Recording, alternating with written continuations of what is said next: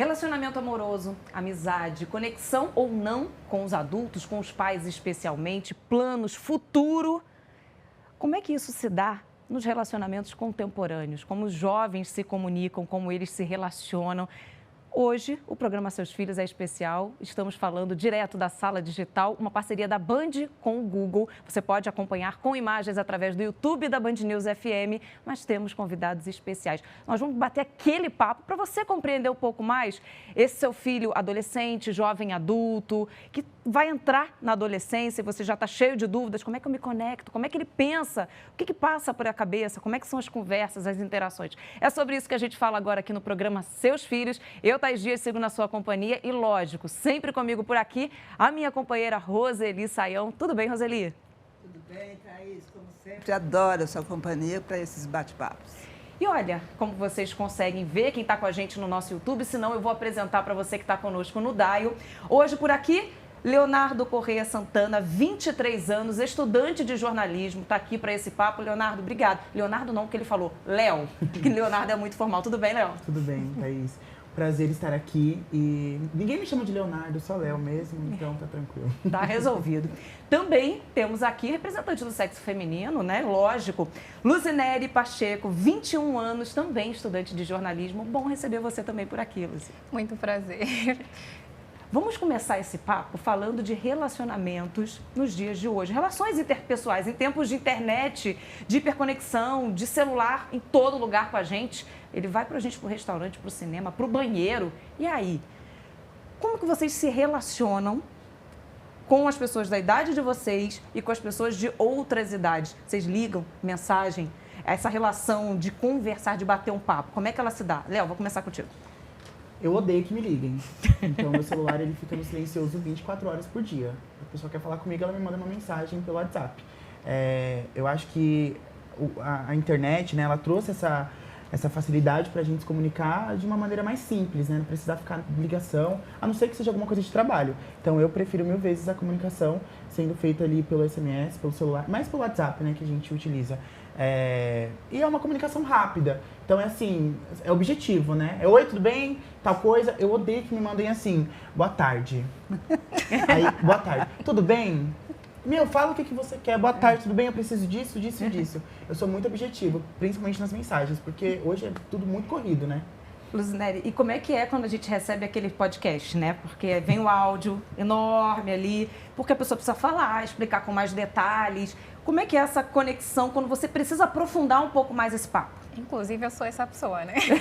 Que bom! Eu gravo áudios de 7, 6 minutos para minhas amigas, quando eu preciso realmente me alongar. Mas, assim, eu acho, tal como o Léo, eu detesto ligações, só se for muito importante. E por eu viver aqui no Brasil e os meus pais em Angola, são os únicos, assim, que eu realmente, de facto, tenho esse convívio de ligação. Do resto, eu detesto. Manda mensagem e seja o mais objetivo, curto e objetivo possível.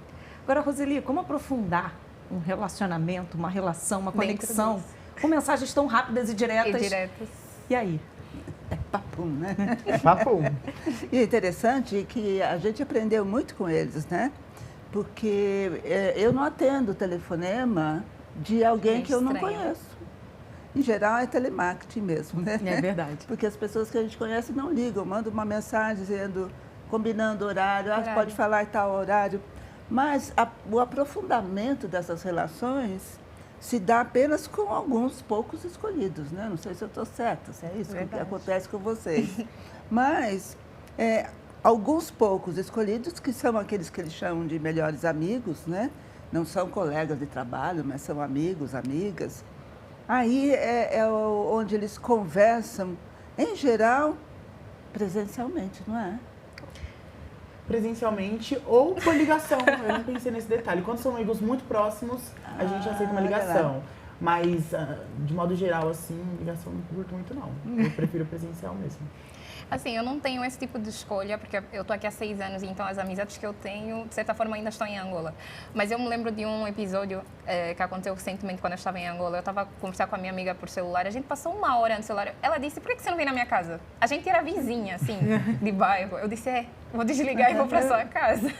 E como é que é isso do presencial? Porque hoje a gente fala de relacionamentos amorosos e até de amizades que vão se fortalecendo aqui no ambiente digital, né? Você curte uma foto, você troca uma mensagem no direct ou você manda um WhatsApp, mas fisicamente, como é que você tem essa relação, essa interação presencial? Como é que vocês escolhem com quem vocês querem interagir presencialmente? Tem isso? Vou começar com você, Lúcia. Sim, eu tenho isso. Sinceramente, eu acho que a pessoa tem que causar uma certa identificação, né? O perfil da pessoa tem que causar certa identificação e eu tenho que me identificar também com aquela pessoa para ela fazer parte do meu meio presencial. Então, o meu tipo de escolha parte nesse sentido, né? Geralmente são pessoas que agregam alguma coisa em mim, seja de forma pessoal, exatamente. Eu acho que todos os meus amigos, querendo ou não, têm a parte que me identifico com eles, mas também são pessoas que me ajudam a crescer. Eu não gosto só de me envolver com pessoas que ou vão me levar para baixo ou não vai fazer diferença nenhuma na minha vida. É estranho dizer isso, mas é verdade. Léo, como é que a gente faz amizade em tempos de conexões digitais? Nossa, é bem louco, né? Porque, olha, parando pra pensar, tem muitos anos que eu não faço uma nova amizade. Eu já tenho amigos que são, assim, de muitos anos. Pessoas, por exemplo, do presencial, que são pessoas que eu encontro, que a gente vai no shopping, a gente come um lanche. São pessoas de muitos anos, amigos de trabalho, amigos da faculdade. E, assim, como eu sou guia de turismo também, eu conheço muita gente nova, então eu faço amizade. Mas eu não lembro de ter feito amizade nenhuma, por exemplo, em balada, ter feito amizade pela internet, não lembro. Como é que a gente aprofunda esses laços de amizade? Aí eu tô falando amizade, porque é até engraçado quando a gente fala, agora mudou a nomenclatura, seguidores, porque antigamente a gente falava, eu tenho 20 amigos. 2.000 amigos nas redes sociais. Só que a gente sempre reforça, né? Amizade e coleguismo são coisas completamente diferentes. Exato. Chamar seguidor de amigo é uma coisa incrível, né?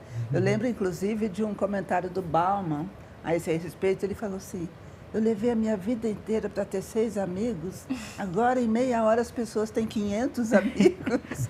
É difícil. O aprofundamento tem sido bem difícil e eu digo que essa dificuldade atravessa gerações, né? Porque nós vivemos um tempo de muita correria. Por que a gente corre tanto, a gente não sabe direito, né? Mas a gente corre, todo mundo corre. É criança, é adolescente, é adulto, é velho, todo mundo corre. E nessa correria sobra pouco tempo para você se dedicar a um relacionamento com mais compromisso. E o compromisso de um relacionamento mais intenso não é com o outro, é com o meu sentimento, é com o meu afeto. Então, porque eu gosto muito desse meu amigo, eu me preocupo com ele, eu ligo quando eu sei que ele pode não estar bem, eu pergunto se ele precisa de mim em alguns momentos, né? Isso exige bastante da gente, emocionalmente e fisicamente também. Então, eu acho que essa geração tem tido essa dificuldade, porque certamente eles correm mais do que a gente. Verdade. Agora eu queria saber de vocês, a gente falou de amizade, falou de conhecer novas pessoas, mas e o relacionamento com os pais, com os tios, com a família de uma maneira geral? Como é que ele se dá? Vocês têm uma conexão muito próxima, vocês têm uma identificação, né, com a família de vocês ou não? Vocês estão tentando ainda se encontrar e se construir dentro desse ambiente? Olha, eu sou muito próxima da minha família. Graças a Deus. Eu acho que nos dias de hoje isso também é muito incomum. E acredito que essa parte da construção de um relacionamento ainda está em processo, porque de um ano para cá era muito ruim. Eu venho de uma cultura, eu sou africana, eu venho de uma cultura totalmente diferente. Eu enxergo que aqui vocês brasileiros são mais amorosos, são mais acolhedores e tudo mais. Não que isso de facto não exista em Angola, mas a nossa cultura nos obriga a ser um pouquinho distantes. E os pais crescem já com esse distanciamento dos filhos. Então, eu sou teu pai, existe um limite e uma barreira muito grande que é nos colocada desde cedo. E dentro da minha família, né, pessoalmente, eu enxerguei que eu queria as coisas mudadas. Eu via pessoas, eu via outras famílias e eu falava, por que eu não posso ser assim com meu pai? Por que eu não posso ser amiga do meu pai? Por que eu não posso ser assim amiga da minha mãe? E então eu fui criando esse tipo de coisa, né? Um dos principais que eu toco até hoje, eu te amo. na minha família não falavam eu te amo. E isso mexia muito comigo, porque eu via outras famílias e parecia algo muito normal. Então eu falei, por que não falam? Eu falei, se eu quero mudar isso, tem que começar de mim, porque eu penso, daqui a um tempo eu vou ter uma família, né?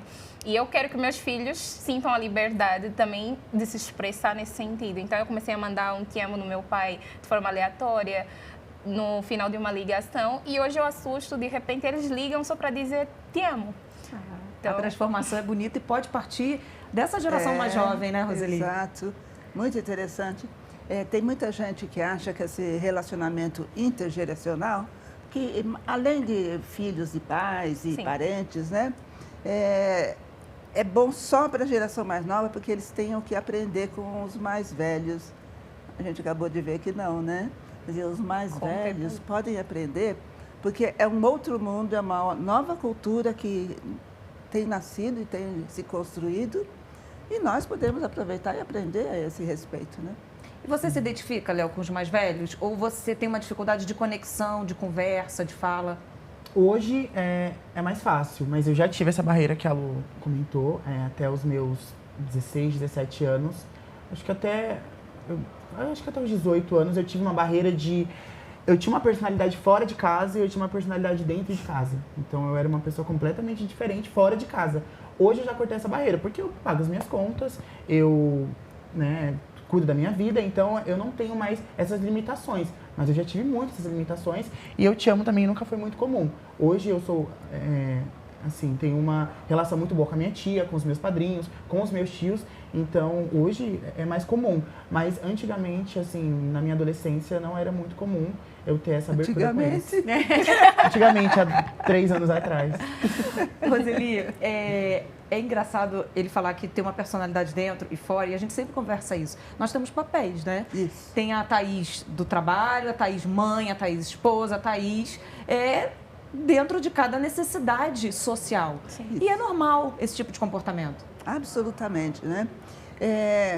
A gente tem vivido, assim, um jeito de pensar que a gente tem que ser sempre o mesmo em qualquer situação, com qualquer pessoa, porque senão isso significa instabilidade, né? Exatamente o oposto. Quando eu estou com pessoas que eu conheço, são conhecidos, né? O relacionamento é mais impessoal. Eu ocupo um papel, eu me comporto de uma determinada maneira. Quando eu estou numa reunião com amigos, a gente tem mais intimidade, aí, né? Eu sou de um jeito totalmente diferente.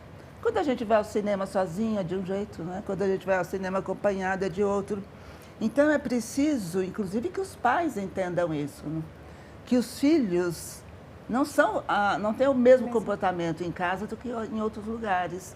Porque na escola, por exemplo, que às vezes a escola fala, mas na casa dele deve ser assim. Não. Às vezes na escola o filho se comporta do jeito que ele não pode se comportar em casa, né? Sim. Roseli, a gente sempre tem aqui no nosso programa dicas sobre essas conversas que a gente tem, sobre o tema em pauta. Que dica você traz para o nosso ouvinte? Hoje eu trago uma dica interessante.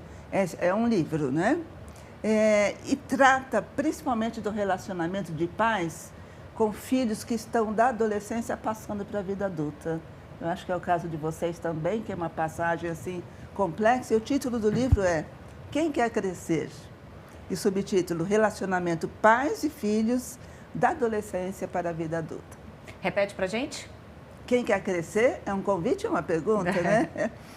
Relacionamento Pais e Filhos da Adolescência para a Vida Adulta.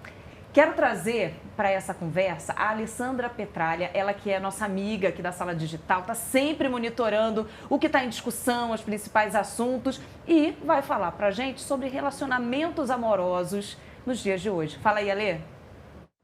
Oi, Tá! O destaque da Sala Digital hoje é uma palavra que está circulando já há algum tempo aí nas redes sociais, o ghosting, que é aquele comportamento de simplesmente sumir, de parar de responder mensagens e deixar o outro no vácuo. E olha, isso pode rolar com aquele amigo ou com aquela amiga, ou também nos relacionamentos, praticamente qualquer tipo de relação. E o que os dados mostram sobre isso? A gente identificou que as buscas por como ignorar pessoas está em nível recorde, no maior patamar aqui, isso nos últimos 10 anos, que fala muito sobre como a gente tem olhado para as nossas relações, interagido com as pessoas, especialmente no ambiente digital. Agora eu vou mudar a minha tela, porque quando a gente compara as pesquisas por como ignorar um homem em comparação a como ignorar uma mulher, a gente consegue ver que como ignorar o homem tem praticamente aí o dobro do interesse de buscas. Será que isso significa que eles estão dando mais motivos para isso, para serem ignorados? Tá, eu deixo essa discussão com vocês aí no estúdio e também algumas outras perguntinhas aqui. Quem dá mais ghost? E como lidar com a expectativa de uma mensagem que não chega, seja na relação ou entre amigos? Eu volto com você. Não sou eu que vou responder, não. Como lidar com essa expectativa pela mensagem que não chega? Vou começar com quem tá solteiro aqui. Léo, vai. Olha, o ghost é muito comum. Hoje em dia eu sempre utilizo, porque é bem legal. Eu achei que você ia falar, eu sempre sofro. Não, eu utilizo. Fiquei chocada. Eu sempre utilizo. Também. Assim, eu não tenho muito problema com isso, não. Se a Por pessoa quê? parou de me responder, tá tranquilo, não quer falar mais comigo. E por que você usa isso como uma... Às vezes eu não tô mais interessada. Às vezes você tá conversando com a pessoa. Eu, por exemplo, eu não gosto de... Quando a pessoa fica me chamando por nomes, assim, carinhosos. Então, a pessoa começou a me chamar com esses nomes, eu já... Sabe? Já não sinto mais aquela vontade de conversar. Mas por que não se despedir? Falar, não tá rolando? Ah, não, a pessoa não vai querer. A pessoa não vai querer aquele fim. Então vamos terminar, vamos parar de responder, porque a pessoa vai entender que eu não respondendo significa que eu não quero mais papo, entendeu? A Luz deu uma risadinha aí, e você? Não, eu tô chocada, né? Às vezes eu fico chocada porque eu faço parte dessa geração e há coisas que acontecem que eu, sei lá, parece que eu faço parte de uma geração diferente. Essa questão do ghosting, pra mim, eu acho uma falta de respeito. Eu, sinceramente, não me lembro de já ter dado ghosting em alguém. Geralmente, quando não tenho interesse, eu simplesmente digo, eu não tenho interesse, ou estava a conversar com alguém e, de repente, não deu certo. Não deu certo, sabe? Eu acho que é respeitoso das duas partes. Eu sou uma pessoa extremamente ansiosa, então eu sempre penso, eu gostaria que alguém me avisasse, então eu não gosto de fazer no outro, sabe? Mais ou menos isso. Como é que funciona namorar nos dias de hoje? Como é que começa esse relacionamento? Porque pelo que a gente recebe muito de mensagem, conversa com alguns jovens, muitos desses relacionamentos começam no mundo virtual e depois vai para o mundo real. E aí tem uma diferença gigantesca entre o mundo online e o mundo de verdade. Como é que essa transição acontece, Léo? Olha, eu não tenho experiência porque eu nunca namorei. Nunca no aplicativo? Nunca namorei. Não, no aplicativo já. Então eu já tive ali uns relacionamentos, mas namorar mesmo, falar, vou colocar uma aliança no dedo e a gente vai ter um relacionamento sério, nunca. Então eu não tenho propriedade pra falar. Porque eu não tenho tempo. Eu não consigo... Dedicação. Eu não tenho dedicação para um relacionamento hoje, então eu não consigo parar minha rotina para falar, eu vou conversar com essa pessoa 24 horas por dia, eu vou ter um relacionamento, eu vou ver ela pelo menos 3 vezes por semana. Eu não consigo. Então, assim, eu prefiro ter um relacionamento mais breve mesmo, até o momento que os dois queiram, né? E depois, se não rolar, o ghosting vai acontecer. Roseli, você está olhando para os dois assim, fazendo uma análise. Como é que você está enxergando esse papo? Olha, eu fico um pouco triste de ouvir uma pessoa de 23 anos falar que não tem tempo para um relacionamento, né? A única maneira da gente se conhecer é pelo outro. A gente não se conhece olhando para o espelho, né? A gente não se conhece pensando na gente mesmo. A gente se conhece a partir do relacionamento que os outros têm conosco, como eles agem, como eles nos veem, como a gente vê isso. Então, a melhor maneira da gente buscar o autoconhecimento, importantíssimo para a vida, é realmente num relacionamento. Mas um relacionamento que dura, porque cada dia a gente está de um jeito, né? Então, esse relacionamento tem que necessariamente passar por essas mudanças corriqueiras pelas quais a gente passa, para a gente ver como a gente reage. Então, isso me faz lembrar novamente do Bauman, né?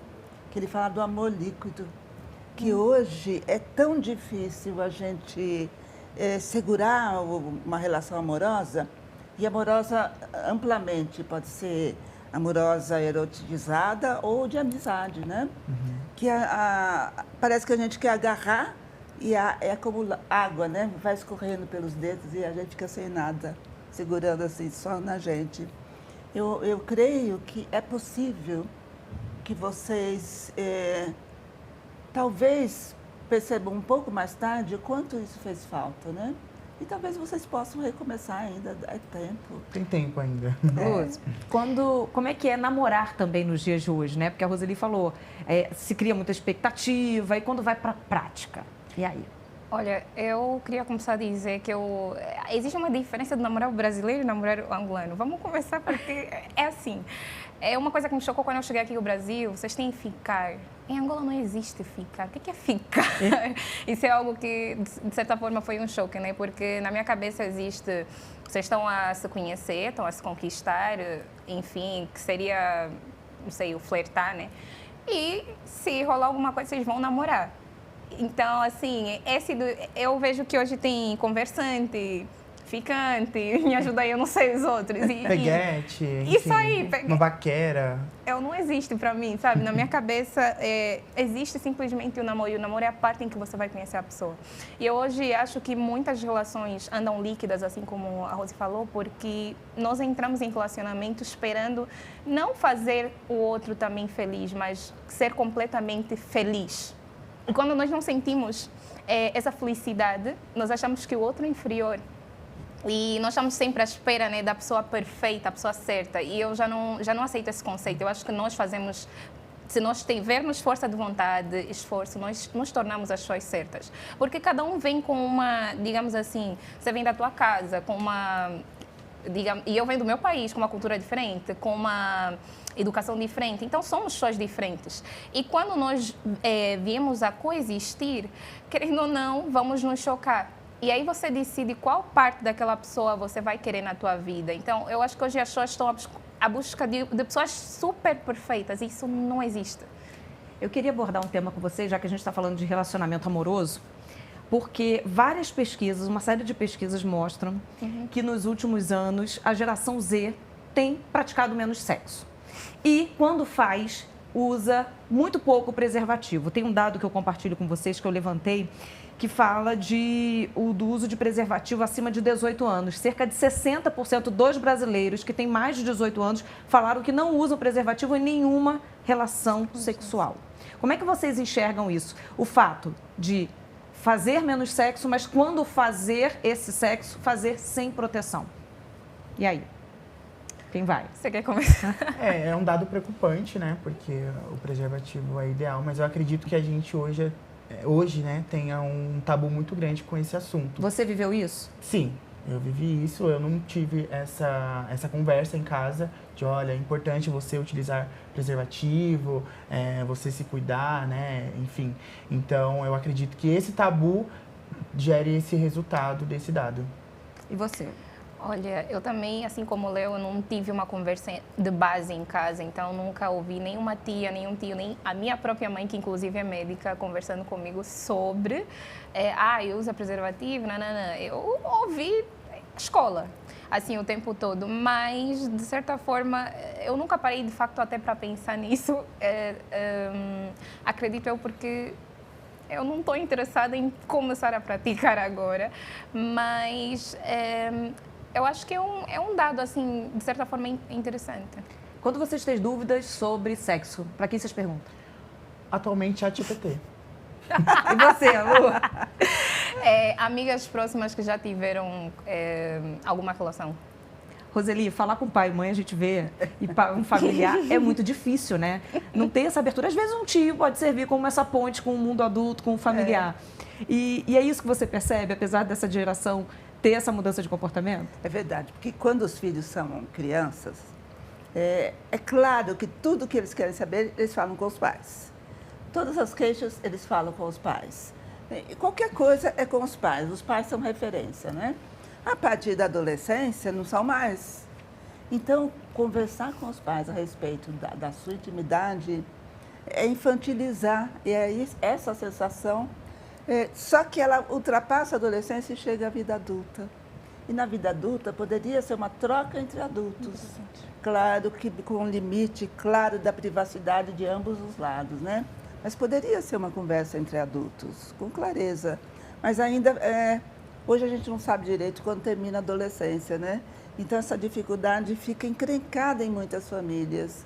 E aí a comunicação é muito difícil, principalmente nesses assuntos considerados pela nossa sociedade como tabus, né?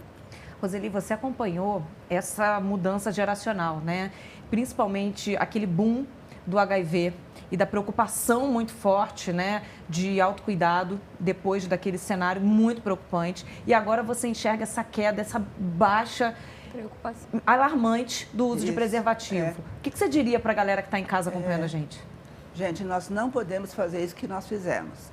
Nós saímos de um ponto que, assim, os pais davam preservativo para os filhos, às vezes escondiam na bolsa, no bolso, que era, assim, uma garantia de que fosse usar, né? E agora não se fala mais nisso. Tivemos o crescimento, né, não só do HIV, mas de várias infecções sexualmente transmissíveis. Então, é preciso que a gente pare e pense no autocuidado, que começa com os pais ensinando aos filhos, né? Com orientações, com informações corretas. Hoje, esse movimento que existe, que é forte, do antivacina, transmite muitas informações equivocadas para os mais novos. E a respeito do autocuidado mesmo, né? Então, é preciso que a gente se informe corretamente e transfira, né, esse conhecimento que a gente adquire para os filhos, para que eles possam cuidar da própria saúde física, mental e social. Eu gosto de insistir nisso. Vamos trazer a dica para quem está nos acompanhando sobre relacionamentos amorosos contemporâneos? Eu escolhi uma ficção, um livro que é uma história. E é uma história que pega um pouco algumas coisas que eles falaram, que eu achei bem interessante. O título do livro é A Hipótese do Amor. 2 cientistas resolvem disfarçar que são namorados para testar a hipótese do amor. E é envolvente, os adolescentes gostam, os jovens gostam. É bem legal, a hipótese do amor. Pessoal, vamos falar de tempo. O Léo falou várias vezes que ele não tem tempo, que ele vive num corre, Como que vocês enxergam o tempo na vida de vocês? O que merece tempo, dedicação? O meu futuro. Então, assim, eu queria muito que meu dia tivesse 48 horas para eu poder fazer tudo que eu quero. Então, estudar, trabalhar, conseguir fazer novas prospecções de novas coisas. Então, eu acredito que o futuro é o que mais me demanda tempo, que é a faculdade, é o meu trabalho, é o meu desempenho no meu estágio, por exemplo, e acredito que seja isso. E para você? Olha, eu já tive muitos problemas com a gestão do tempo, né? Exatamente por viver nessa correria. E eu sinto, principalmente aqui em São Paulo, todo mundo está na correria. E eu também, assim como o Léo, eu sempre pensei muito focada no meu futuro. E eu acho que isso me trouxe muita ansiedade por muito tempo. E eu não conseguia viver o presente. Hoje em dia, eu estou mais focada em organizar o meu dia e viver o momento presente. Apesar da correria à minha volta, eu estou a tentar não me deixar consumir com isso e realmente viver. Porque eu penso que daqui a alguns anos, eu vou olhar para trás e vou falar, quem me dera ter aproveitado mais essa época da minha vida. Então, hoje em dia, eu tento, assim, não correr tanto, e eu sei que eu vou correr por causa do fluxo e tudo mais, mas realmente aproveitar o momento presente e estou a tentar gerir. Roseli, eu fico pensando na minha infância e até na minha vida adulta. Porque quando eu estava na infância, eu tinha tempo para brincar. Eu até fazia o curso de idioma, uma natação, mas assim, eu tinha tempo para brincar e eu brincava, eu tenho muitas memórias disso. Hoje, sobra muito pouco tempo para as crianças brincarem, para os adolescentes terem livres para sair. Eu lembro que eu saía da escola, no ensino médio, e ia encontrar com os meus amigos, tomar um lanche. E hoje falta tempo. Tem curso disso, curso daquilo, aula de idioma, eu tenho que voltar para casa, e aí tem meta, plano. Como é que lida com essa ideia contemporânea de tempo? Pois é, nós entramos numa época que parece que se a gente está parado, se a gente tem tempo livre, a gente não está produzindo. E se a gente não está produzindo, a gente é um ser errante, né? Então, é preciso ter calma, porque se a gente não para, é que a gente não produz, porque produzir não é apenas realizar tarefas, né? É pensar, é refletir, é criar, criatividade. As crianças hoje têm o tempo delas, do presente, engolido, porque se pensa no futuro delas. Mas ela precisa viver o tempo presente. Ela lembrou bem isso, né? O tempo presente, não tem uma música do John Lennon que fala isso, né? O futuro vai ser aquilo que vai acontecer com você enquanto do que você faz hoje.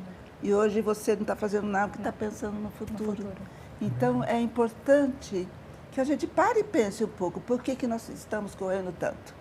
O que a gente está tirando das nossas crianças, colocando tantos cursos, tantas buscas por habilidades nesse momento da vida em que elas precisariam tanto parar, sentir tédio, ficar aborrecida, criar brincadeiras, construir brinquedos. O mais bonito da infância não é ter brinquedos, é construir os próprios brinquedos. Agora eu queria que vocês trouxessem para a gente uma percepção sobre esse futuro que vocês pensam e planejam. Vocês têm medo de errar? Como é que vocês olham esse planejamento de vida que exige tanto tempo de vocês? Eu tenho bastante medo. Acho que assim, quando eu parei até recentemente para imaginar quais são os meus maiores medos, é errar, digamos assim, profissionalmente, ou ser um fracasso profissionalmente. E eu vejo muito isso na geração que eu me encontro. Casa dos 20 para cima, todo mundo está numa frenesi de eu tenho que estar a fazer alguma coisa, assim como ela disse, né? E se eu não estiver a fazer, estou totalmente errado, tenho que estar a produzir. E nós nos cobramos tanto, que eu vejo, né? Ter uma qualidade de vida, uma estabilidade de vida de uma pessoa de 30, 40 anos. E nós esquecemos que aquela pessoa também já teve uma trajetória igual a nossa. Mas eu olho assim para o meu futuro hoje, eu estou a tentar aproveitar realmente o tempo presente, porque eu sei que não vai voltar mais, e tentar me qualificar para as habilidades que eu quero futuramente trabalhar, enxergando já o meu futuro, mas sem esquecer realmente o tempo presente. E você, Léo? Eu concordo com a Lu. Hoje eu trabalho 7 dias na semana, para você ter noção. Só que eu procuro, nesses 7 dias, trabalhar com o que eu gosto. Então, agora que eu estou trabalhando na área de comunicação, é uma área que eu gosto, então eu trabalho e nem vejo. No final de semana eu trabalho com turismo. E todos esses 7 dias que eu trabalho na semana é pensando no meu futuro. É pensando, até os 30 anos eu tenho que ter uma casa. Até os 30 anos eu tenho que ter o carro que eu quero. Até os 30 anos eu tenho que estar estabilizado. E que nem a gente tinha conversado, né? É muito ruim você jogar toda essa expectativa, né, no futuro. E se no futuro não acontece isso? É isso que eu ia te perguntar. E se não acontecer tudo isso que você está planejando? Aí eu vou chorar no banheiro, fico bem chateado. Mas assim, eu trabalho bastante isso. Eu espero muito que aconteça todos os planos que eu planejo.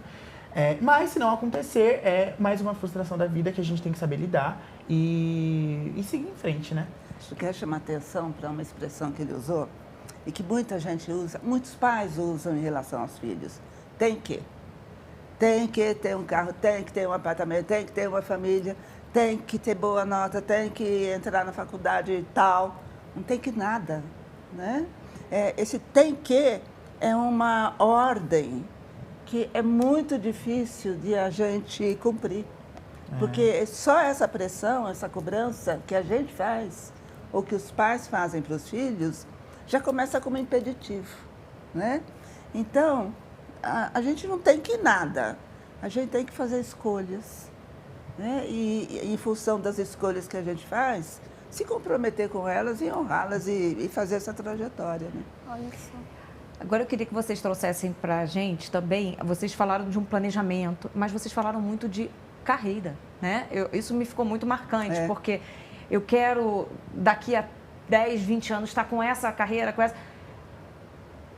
Vocês pensam em, eventualmente, também planejar essa vida pessoal ou e aí tudo bem não ter tanto planejamento, deixar a vida levar? Ou não, também há um planejamento assim?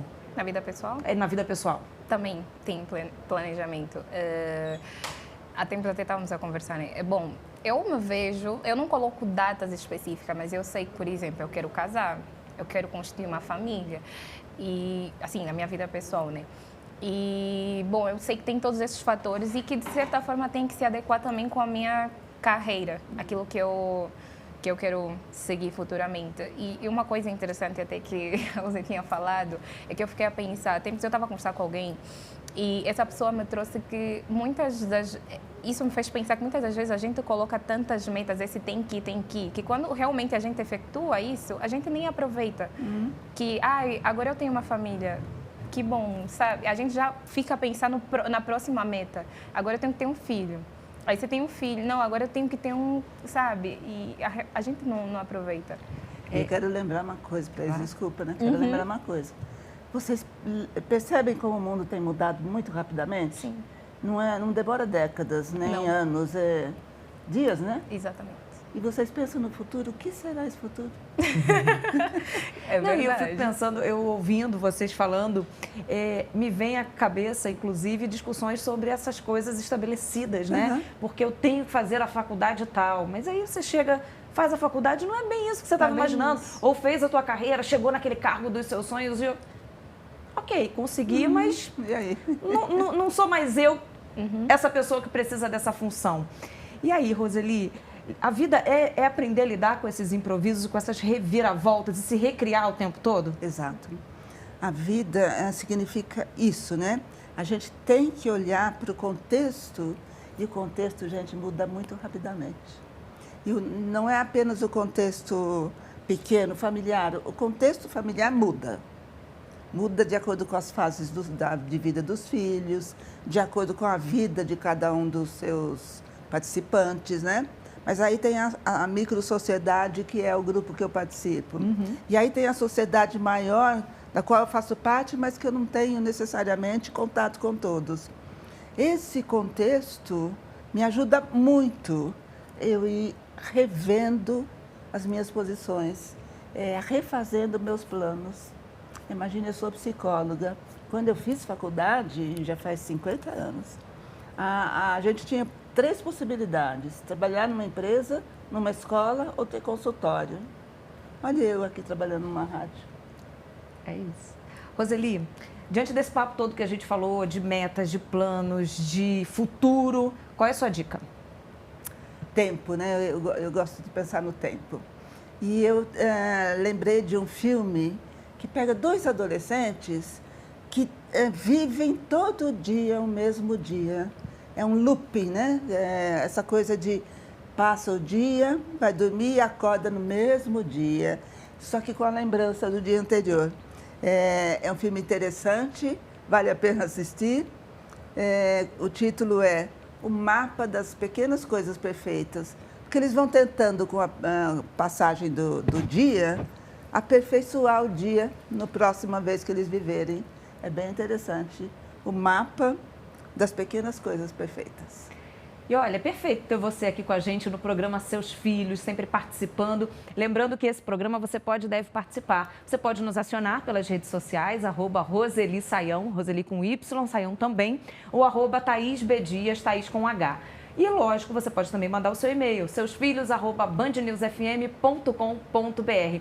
O programa fica disponível para você ouvir e ver quantas vezes quiser no nosso canal no YouTube, no site da Band News FM e também nos principais tocadores de áudio, nos streamings. Você vai acompanhar também esse nosso programa. Quero agradecer sempre a produção do Eduardo Frumento, hoje também do Augusto Vale e da Júlia Letícia Machado. Todos os 3 participaram da produção do programa de hoje. Agradecendo sempre ao José Antônio de Araújo pela sonorização, ao Ceni Araújo também pela ajuda aqui na sala digital, a Alessandra Petalha, todo mundo que ajudou a gente a chegar com esse programa, que foi um bate-papo delicioso hoje aqui no programa Seus Filhos. Agradeço, lógico, aos nossos ouvintes que nos acompanharam nos últimos minutos e aos nossos convidados mais do que especiais por aqui.